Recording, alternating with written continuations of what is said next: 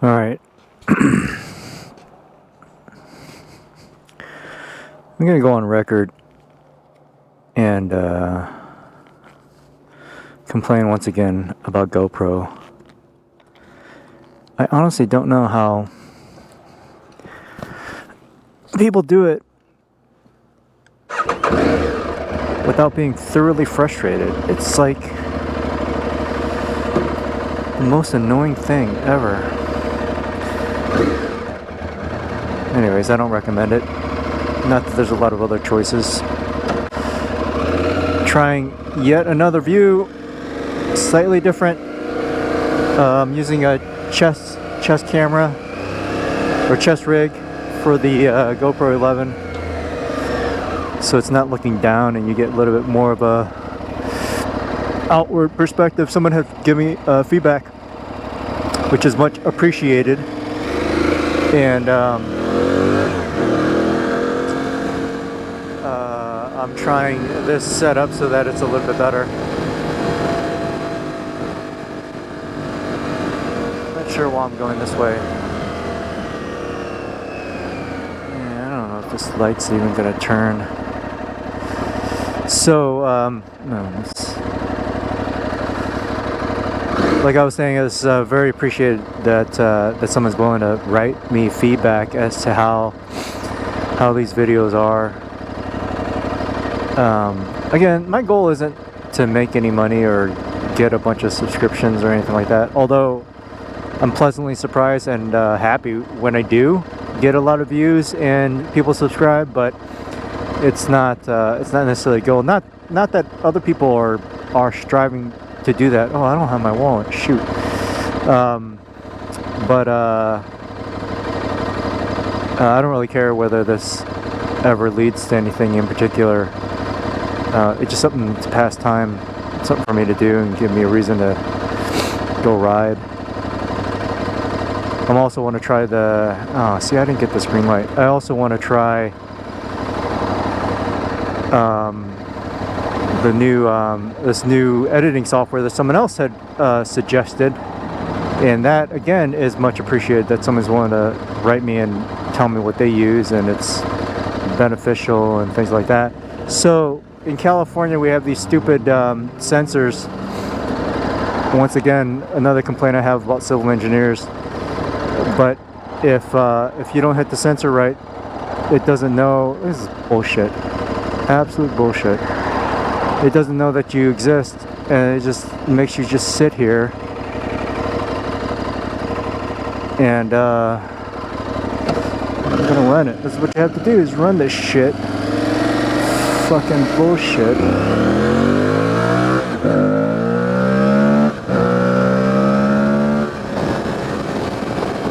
So you have to basically hit that sensor just perfectly. So sometimes you have a car that doesn't hit the sensor correctly, and you just sit there and wait.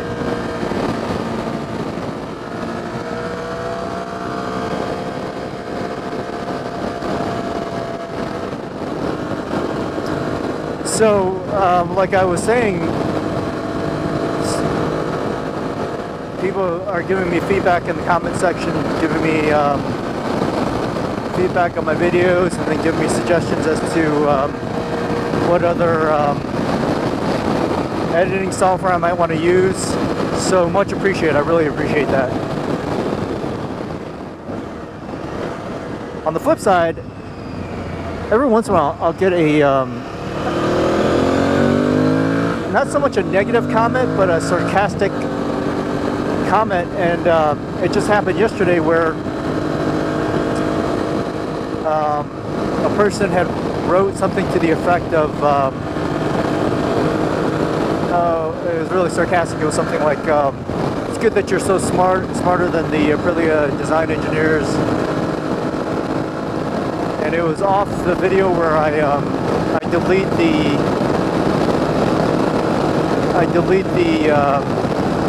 vent, the fake vents, where I open the fake vents up, and I'm assuming it's a he. He wrote something to the effect of something like, you don't know what you're doing, and go rent a Harley, So I wrote back like something to the effect of like, dude, fucking relax. Because again, I don't care. I don't care whether people dislike my comments or think I'm an ass or whatever. I'm not making people watch these videos. So he wrote back, you know, and in typical fashion was all upset at me. And then I wrote back. And so we went back and forth in kind of typical form. My point is that at some point he accused me of being Generation X and being coddled as a child and not being able to take criticism. And it was super funny to me because I actually thought he was Generation X and I was going to accuse him of the exact same thing. And I bet we're like the same age. But what was interesting is that at the tail end of this exchange, I wrote to him and I said, look, I don't think his opinion or understanding of what he was accusing, or not accusing, even saying that, you know, by cutting out these sections in the plastic was going to somehow affect structural rigidity and all this other stuff. I didn't believe it, and I said, you know, like, you should take apart the bike and take a look at that piece before you start making, you know, these claims. And then he said something, I ended it with like, hey, you know, if you're willing to put your money where your mouth is, give me a call. And I put my real phone number on there. And he didn't call me, but what he did do was respond and took some time, actually took some time to write exactly why he felt, the reasoning as to why, you know, cutting out these vents holes or whatever isn't viable or whatever.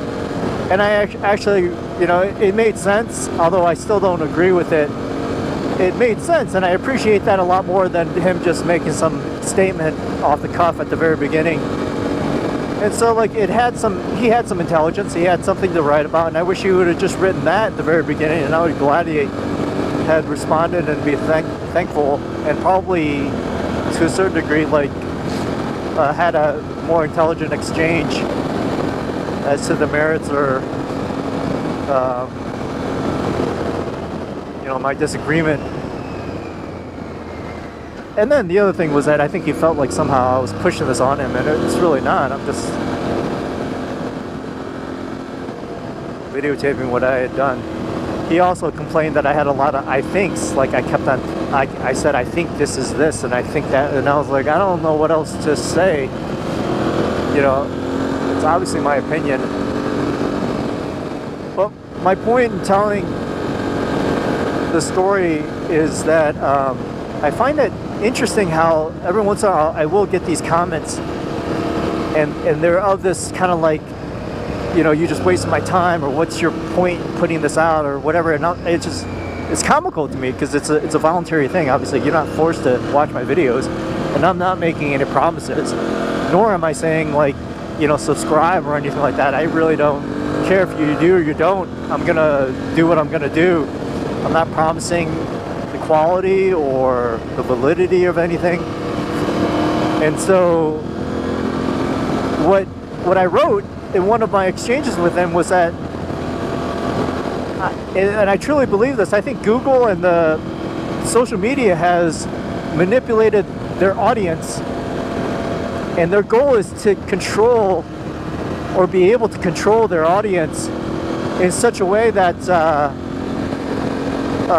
they can prove to their advertisers or the people that are paying them for advertising space, they can prove to them that they have this audience and the demographics of this audience in their back pocket. So they can, you know, say that we have this category of buyer and they're going to do this, that, and the other, buy your product because, like, we have them wrapped around our finger. And like, when people are compelled to respond, that's just like a byproduct. They're just like, they're caught up in this social media where they either have to respond or they have to do something, and they're all upset. And it's that same compulsion or brainwashing that's going to get them to buy whatever Google puts in front of their face. So I think they do this as an exercise. They like,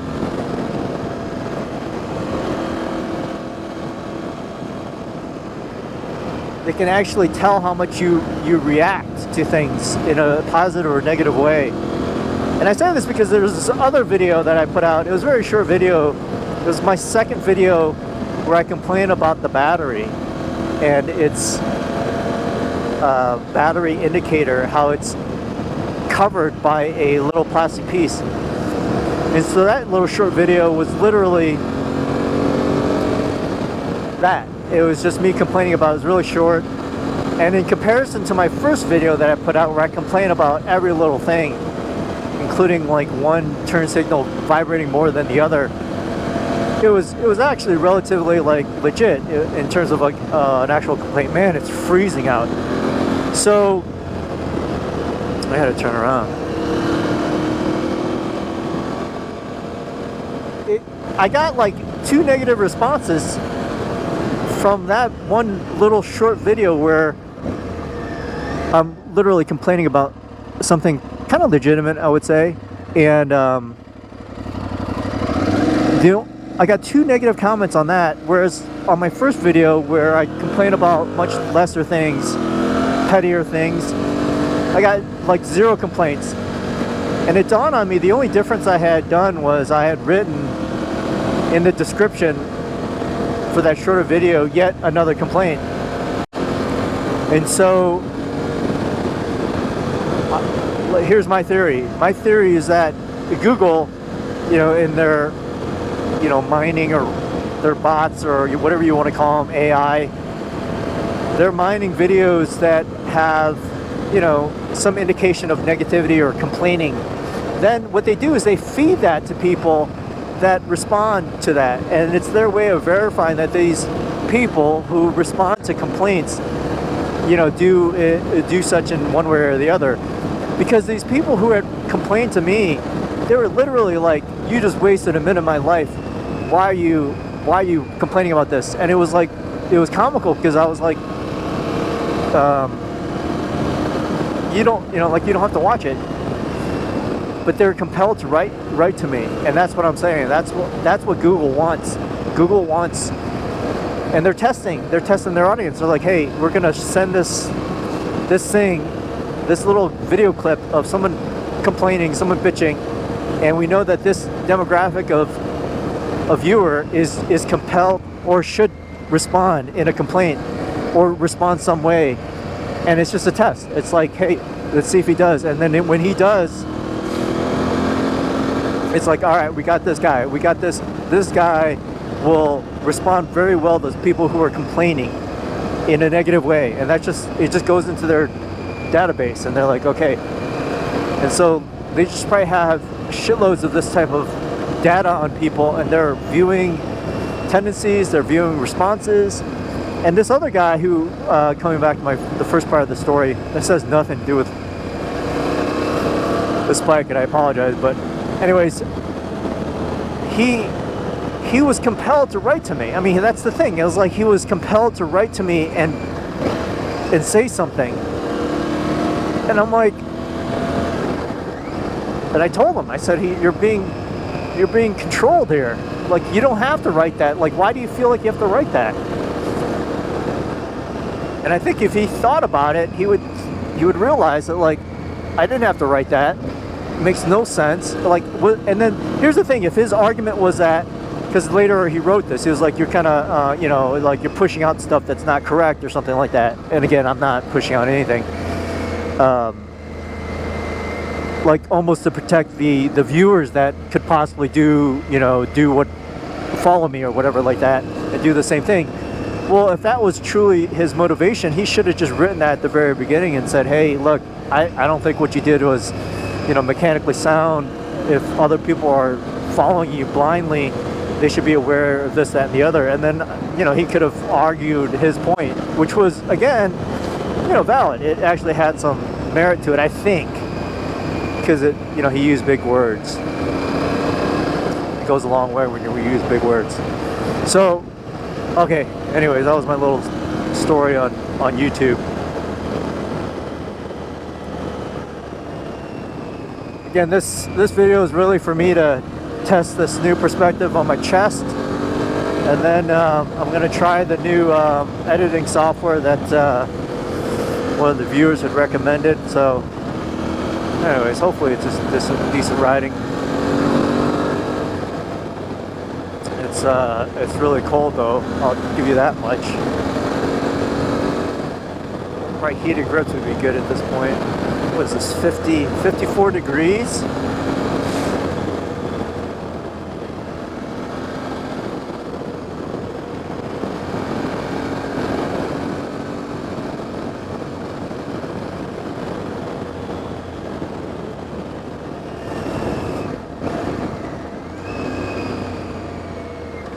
The other thing that's kind of interesting, and this is for people who don't have YouTube channels, I'll put out 2 videos, arguably the same quality, same gist, at 2 different points in the day. Let's say one in the morning and then one in the afternoon.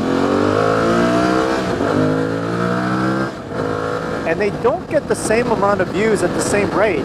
And granted, they're at different times in the day, but it's almost like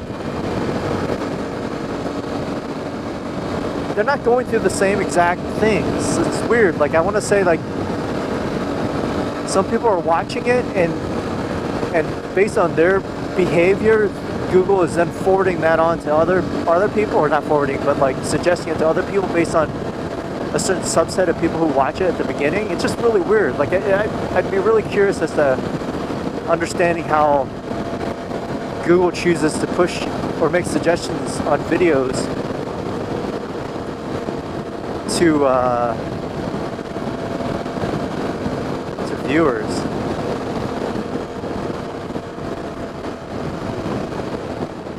Anyways,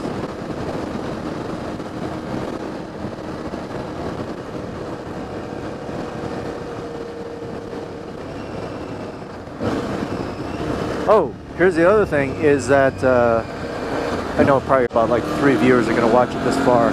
That's the other thing. The average view time of my videos are like less than 3 minutes. But I forget his name, but there's another YouTuber who mentioned how to adjust the low beams, which seems to be super easy. There are these silver screws at the base, not at the base, but at the right back here, right back there. And there's 2 low beams, left and right. You just turn those, I think, clockwise to bring them down. And then there's a center one for the high beam. So I don't know if people have watched, or I know people have watched it, but if you're listening to this, I had made a video at night, and my low beams were just pointing way too high in elevation, and I needed to adjust that. So that was kind of cool. Man, I wish I would have remembered his name.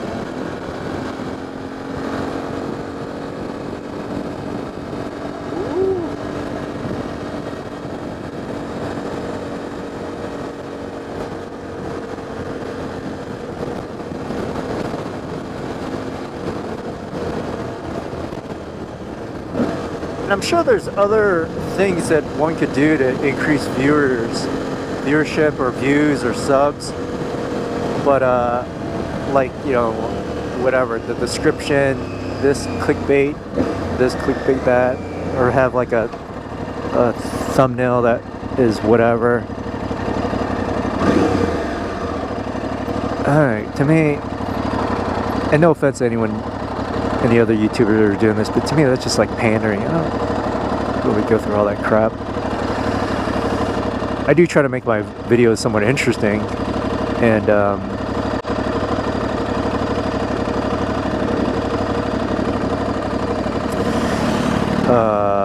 try different things. I did this whole route without wearing or without having my driver's license or any identification.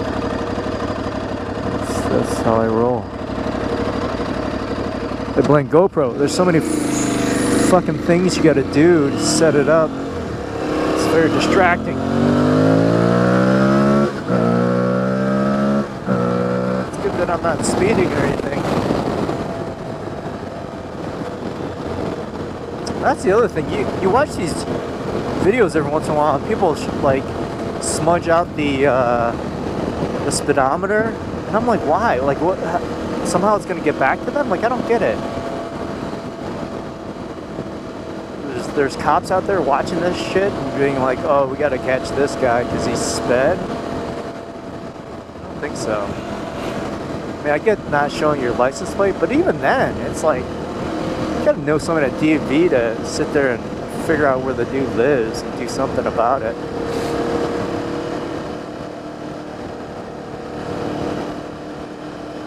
That's my theory.